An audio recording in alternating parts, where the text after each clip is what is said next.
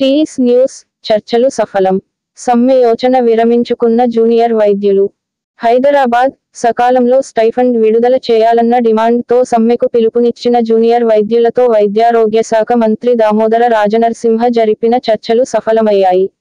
మంగళవారం నుంచి చేయాలనుకున్న సమ్మె విరమించుకున్నట్టు జూనియర్ వైద్యుల సంఘం ప్రకటించింది. 6 డిమాండ్లపై జూనియర్ వైద్యులతో సచివాలయంలో మంత్రి రాజనరసింహ చర్చలు జరిపారు.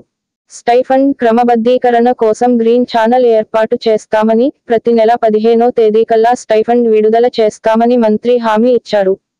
దీనికి సంబంధించిన కొత్త సాఫ్ట్వేర్ను 20 రోజుల్లో అందుబాటులోకి తీసుకురానున్నట్టు డీఎంఈ తెలిపారని జూడాలు పేర్కొన్నారు. డీఎన్బీ విద్యార్థులకు 8 నెలలుగా పెండింగ్లో ఉన్న స్టైఫండ్ త్వరలోనే విడుదల చేసేందుకు మంత్రి అంగీకరించారని వెల్లడించారు.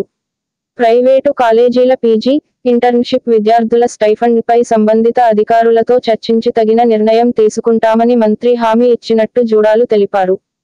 ఉస్మానియా ఆసుపత్రికి నూతన భవనం నిర్మించేందుకు మంత్రి అంగీకరించారని, 2 నెలల్లో శంకుస్థాపన చేస్తామని చెప్పారని వెల్లడించారు. పెరిగిన వైద్య సీట్లకు అనుగుణంగా హాస్టళ్ల సదుపాయం మెరుగుపరిచేందుకు కూడా మంత్రి సానుకూలంగా స్పందించినట్టు జూడాలు తెలిపారు. పీజీ, ఇంటర్న్షిప్ వైద్య విద్యార్థుల పనివేళలకు సంబంధించి విధివిధానాలు ఖరారు చేసేందుకు కమిటీ ఏర్పాటు చేయాలని చర్చల్లో నిర్ణయించినట్లు జూనియర్ వైద్యుల సంఘం అధ్యక్షుడు కౌశిక్, ఉపాధ్యక్షుడు పవన్ కళ్యాణ్ వివరించారు.